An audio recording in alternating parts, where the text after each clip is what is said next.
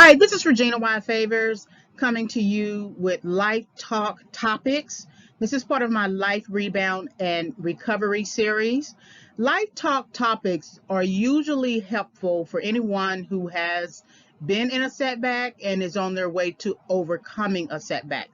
The topic will help you to gauge where you are in your understanding, as well as help you to plan your way out of setback, which involves um, you understanding your own contribution and the contribution of others.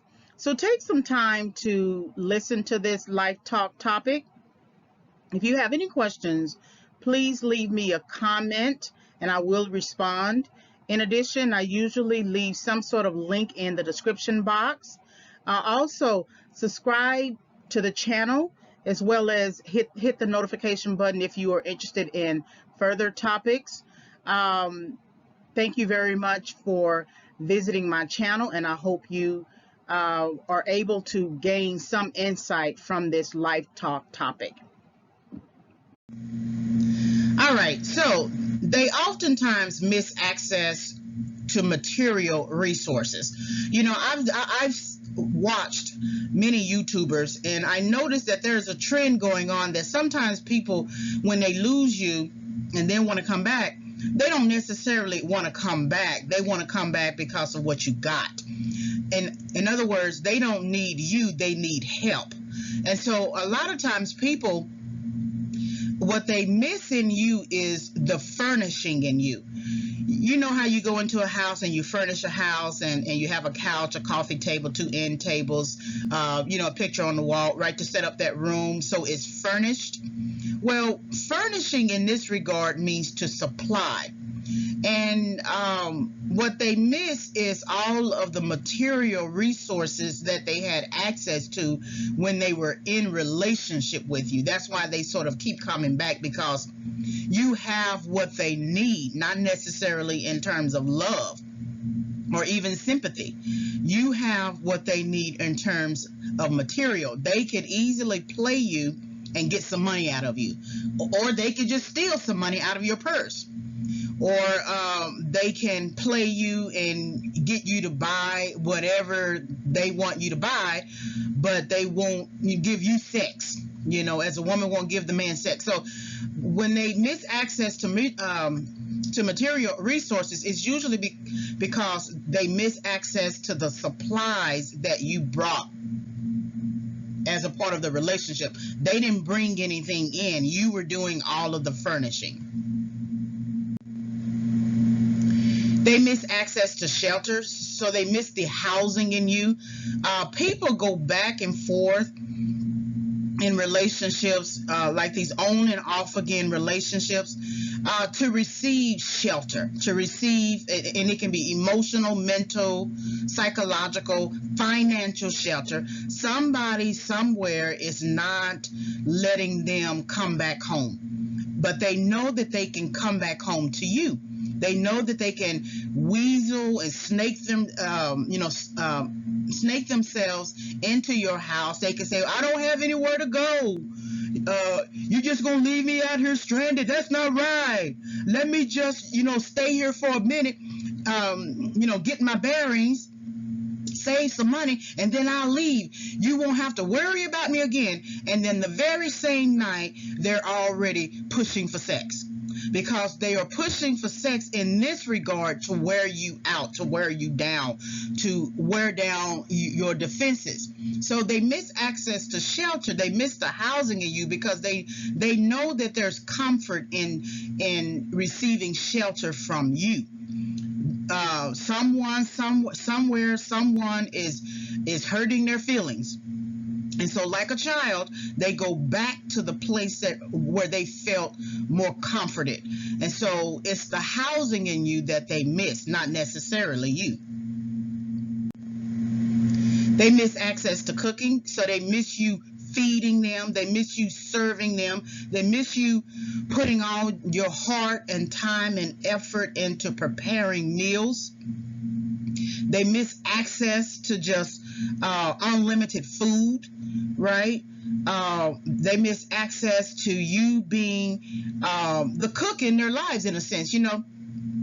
Lately everyone has been, especially men, have been adopting a dating rotation. So they may have, they might sleep with all of the women, right? They may have 3, 4, 5, 6 women. They might sleep with all of the women, but they'll have a woman who furnishes money, provides material resources, financial resources. They may have a woman who cleans the house and cooks, or they may just have a separate woman who cooks.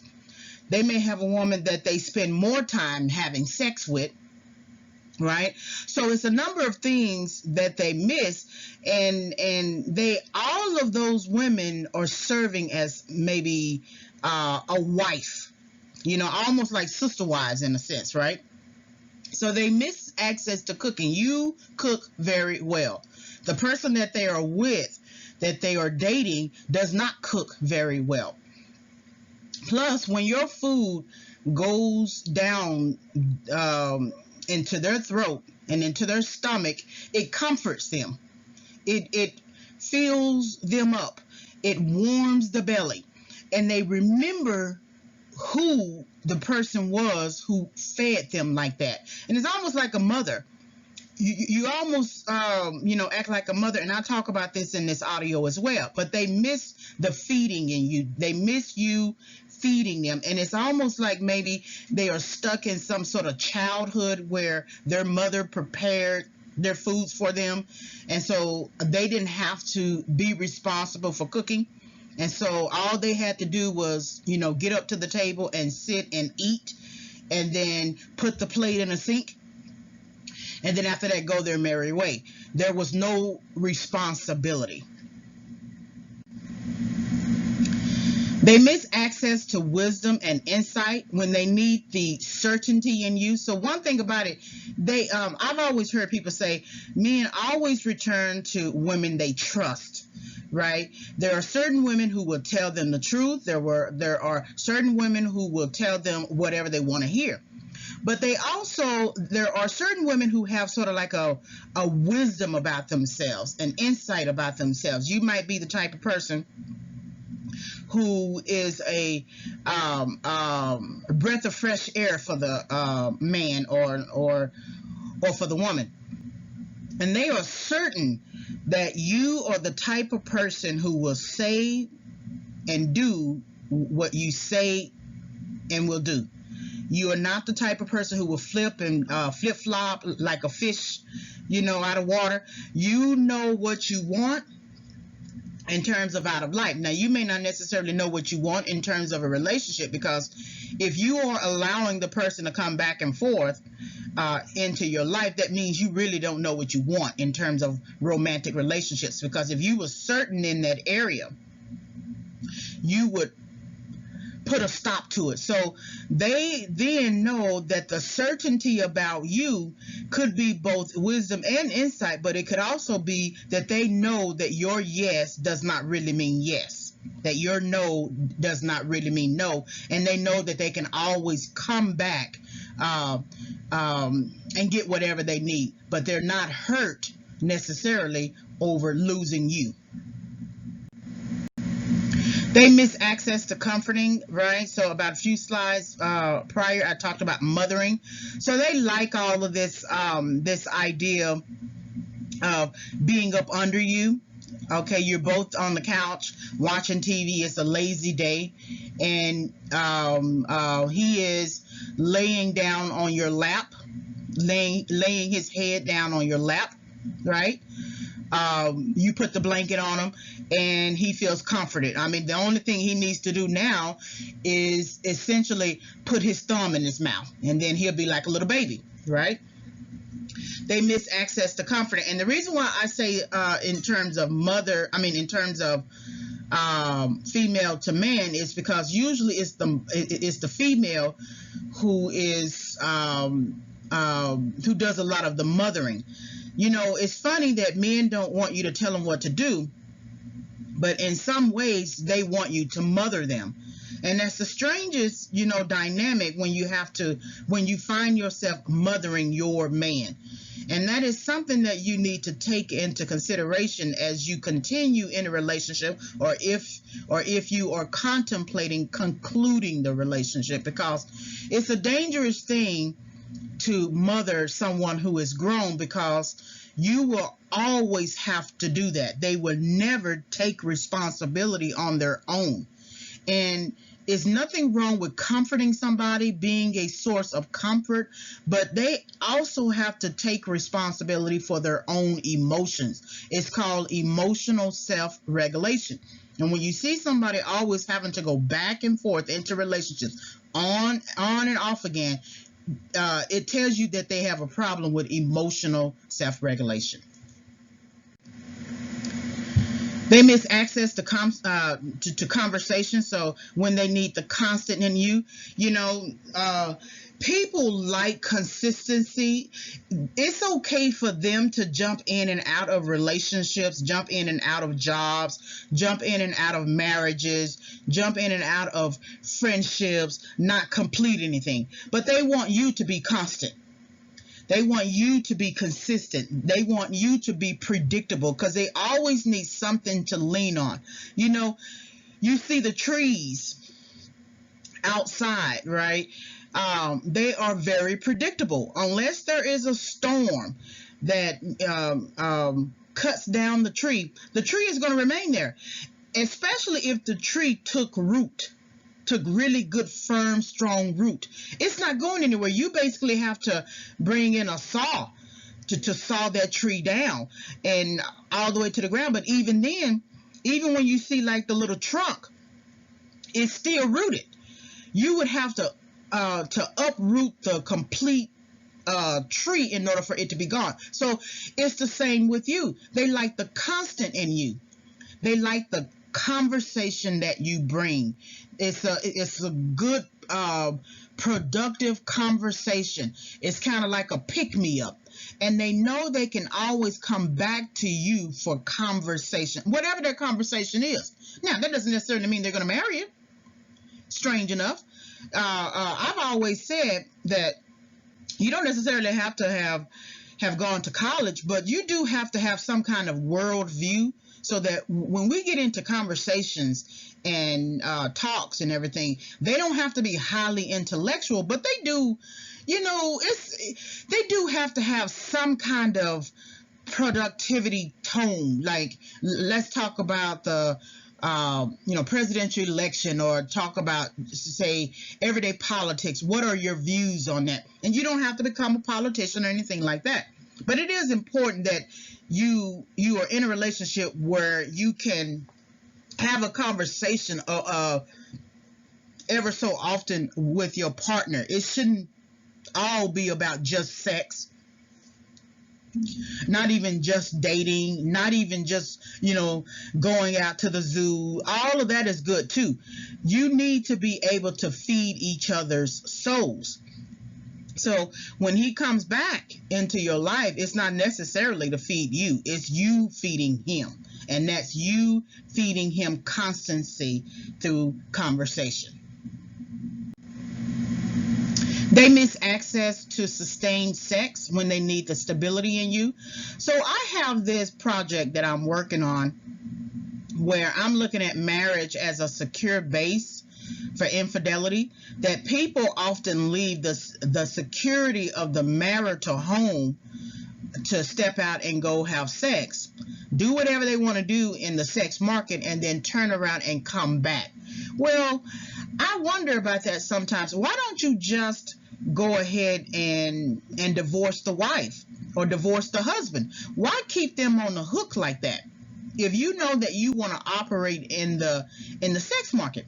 Because they like the predictability, and I'll talk about that later. They like the predictability. They like the stable. They like the fact that you stable. Think about The Young and the Restless sometimes with Victor and Nikki. She always takes him back. In some ways, he always take her back. Because they know at the end of the day, no matter who they go out and step out and have sex with in in different ways, they know that they belong together. And I just think to myself, okay, so if you know that you belong together, why are you going out and having sex with people? It's just the strangest, stupidest thing. But they need the sustained sex. That's not necessarily that that sustained sex is good sex. They may just need to get their rocks off. A woman might just need to be soothed in that particular area, but you are stable. You are a person that they know that they will come home to. You're going to be there, and it's in terms of sex. They miss access to predictability. So when they need the order in you, as much as people hate rules and order and organization and planning, somehow they always need you to be a person who is predictable. They need the ordering in their life. Now, they're not going to choose it on a regular, consistent, constant basis. They just know, or they understand that there's order in society. There's order in the home. You know, it's funny how a man will leave the home and go have a mistress and fund her lifestyle, but then wants to come back into the home and be head of house. And he can do that in terms of if he's the breadwinner, and then the wife basically has no real choice in the matter unless she gets her own job and leaves. But it's funny that they want to be able to do things like that, right? Be able to leave and come back, and you are predictable in taking them back. And for them, that chaos is order for them. The chaos that they create between you and between the marital partner and the affair partner is order to them, versus them sticking with just the marital partner and maintaining order in that fashion. They miss access to the convenience of love when they need the sympathizing in you. So, like I said, there are times that you may have to sympathize with someone, but we're not looking to be alone. I'm not looking to be a long-term wife where I have a husband who is cheating on me all the time, and then I have to turn around and be sympathetic to that. No. I can understand that a person might struggle with something, if all they have been doing is having sex and not doing anything else, not trying to make life manageable, right, going down the right path. And I can understand that you may have struggles because you've had people in your ear tell you that, hey man, you need to get as much sex as you can take, right? You hear uncles tell their nephews, man, you need to hit that, right? The problem with that is it's hard to be sympathetic with someone who is pursuing a lifestyle. That they are pursuing a lifestyle of cheating. They are pursuing a lifestyle of having multiple sex partners. Because if I am sympathetic to you, if I have to be sympathetic to you, then I'm going to have to be sympathetic when you contract a disease, a sexually transmitted disease, and then I'm going to have to be sympathetic when you pass it on to me. And so now love is convenient for you, but it is inconvenient for me. And that's not right. So I at what point am I going to set a boundary on my sympathy? Because if I continue somewhere, I'm going to be dead. And I have another series where I talk about the drunk driver never gets killed. So the person who is having sex all around town, that's like a drunk driver. They're high. They're getting high all over town having sex, and then they're going to now bring all of those activities, all of those bodily fluids and all of those spirits that they contract into the home. And then you can't sleep well. When my partner was cheating, my ex-partner was cheating, once I started to realize that he wasn't really struggling anymore, that he was adopting it as a lifestyle, it affected my sleep. I couldn't sleep. I couldn't rest. And then I would have to wake up every morning to go to work and teach all day, tired, then come back, and like a fool, I made him dinner, right? Cooked him dinner, plus gave him sex. So there had to come a time when once I realized that he was pursuing the lifestyle, that I had to set a boundary around my sympathy. I cannot be sympathetic to you if you're going to continue to pursue a course of action that could easily get me killed. They miss access to time. They miss the managing in you. So it's like the predictability of the order. One thing about having access to you is that you were good about time. You were good about managing your time. You got things done. And as much as people like to criticize you for being a do-gooder, or for being a person who doesn't like to procrastinate, or for just being a person who does what an adult is supposed to do, they as much as they criticize, they also admire. Because to criticize you is to take notice of something that you are doing that they actually should be doing and really want to do, but it would require more responsibility, and they don't want to do that, because taking responsibility means managing your time, managing your heart, managing your finances, managing your sex, managing those areas that can easily get out of control, and managing your control. That's what self-control is, managing momentary impulses. You know you need to stick with your marriage, but you decide that you're going to step out of it because of lack of self-control. So they miss a lot of times the managing in you. They miss that there was a time schedule, that when they were with you, they also got things done. But they don't have the foresight or the long view about, or the vision about how to manage life long term.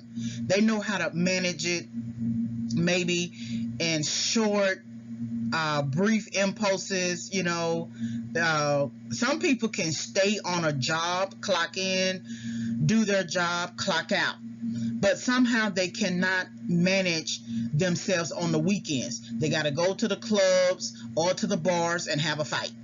Somehow they are always in a fight. They're always in something. And so a lot of times they do admire the fact that you are very good at managing time, but they are averse to the idea of managing time like to death, in a sense. They miss access to purpose when they need the inspiring in you. So one thing about it, people love to hook up with people who sort of inspire them, who give them, who say that there is a purpose that you can serve on this earth, and they like that. I had a friend who just liked it when I talked. She liked when I talked about all the dreams in my heart, like a purpose and everything. But she didn't find instruction in that purpose. Because if she had found instruction in the purpose, then she would have found a way to find her own purpose as well. She liked all of the inspiring. She, like I said, it's kind of like a pick-me-up. You drink a espresso drink and it picks you up, or people love the Red Bulls and other types of energy drinks.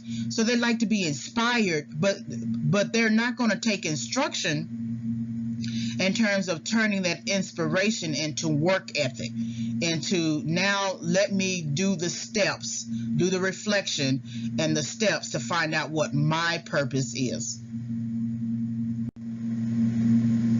They miss access to hope when they need the encouraging in you. So I am an encourager, and it's hard for me to hold that back. When I hear something with my ear, hear something with my soul, hear something in you, it's like I have to fill that gap somehow, because it's in me. Just like teaching is in me, just like writing is in me, encouraging is in me, and I can't abandon it. I cannot ignore it. Now, I make sure to set boundaries. I don't try to take over your life or anything like that. But if you are in despair and you need some encouraging, I will be the person who is the go-to person. Now, years ago in college, I had to begin setting boundaries, and I talk about this in a previous series, that there was a friend, she used to feed off my encouragement. She had no plans of changing, but she just needed me as a pickup. And so once I realized that she wasn't really adopting anything that I was telling her, she wasn't moved by the encouragement to hope a lot better, I stopped doing it. So every time she started talking, I just listened. What she would do was would wait for me to say something in response, like a cycle, like a predictable type of response. She would say something and kind of wait. You know how if you were speaking to an audience, you sort of say something to then see if they're going to reply. That time I said I wasn't doing it anymore, because me encouraging you, because you're not trying to actually change, me encouraging you is actually draining me now.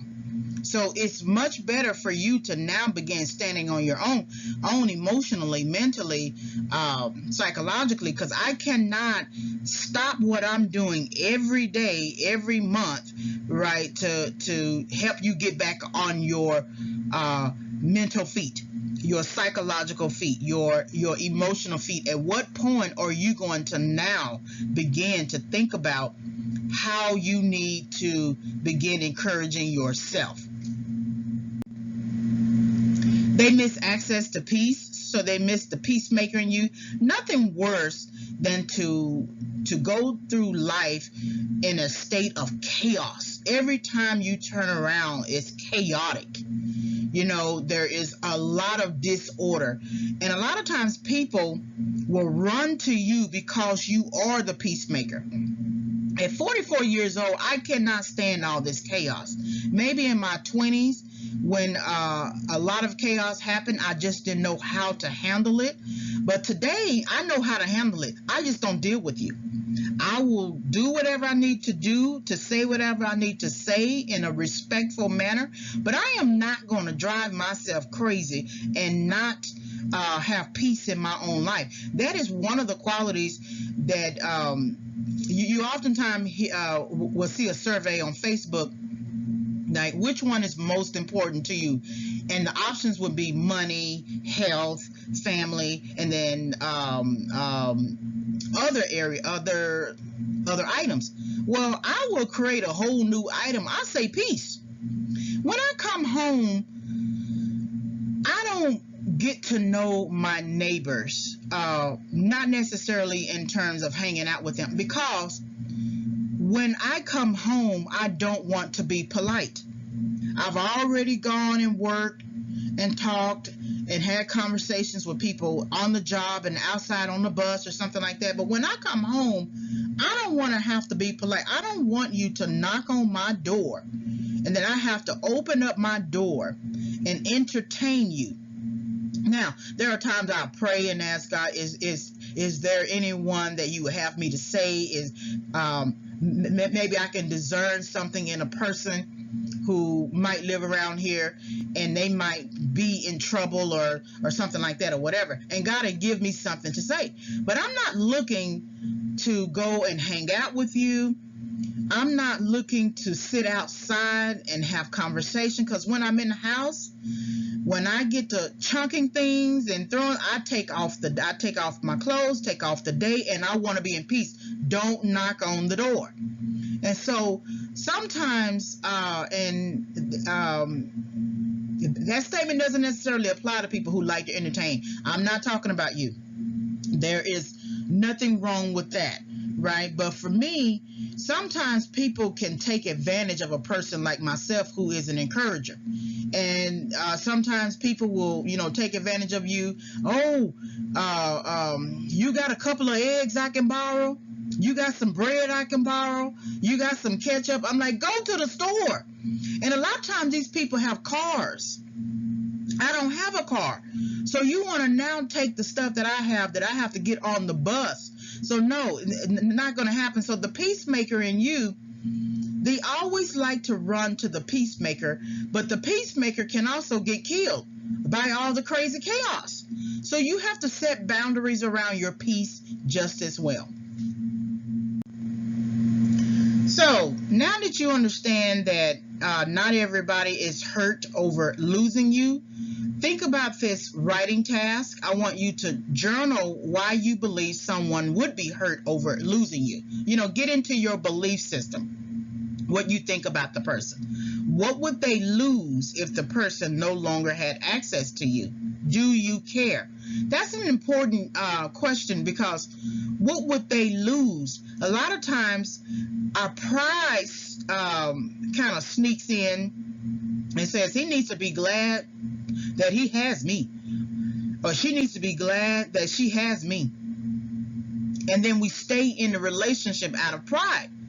But sometimes you need to let somebody lose you, and you need to make peace with that person losing you, even if you knew that you would bring a lot of happiness and peace and order and conversation to their life.